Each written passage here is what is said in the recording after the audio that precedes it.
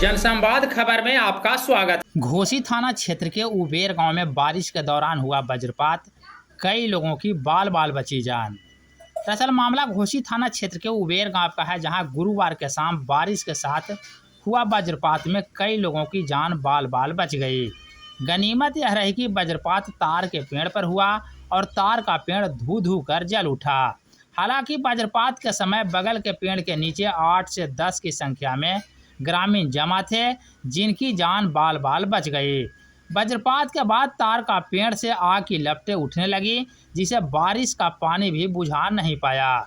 इस सिलसिले में ग्रामीण शिवकांत कुमार का बताना है कि भगवान का शुक्र था कि वज्रपात तार के पेड़ पर हुआ, अन्यथा थोड़ी भी बगल में होने पर गांव में कोहराम मच जाता।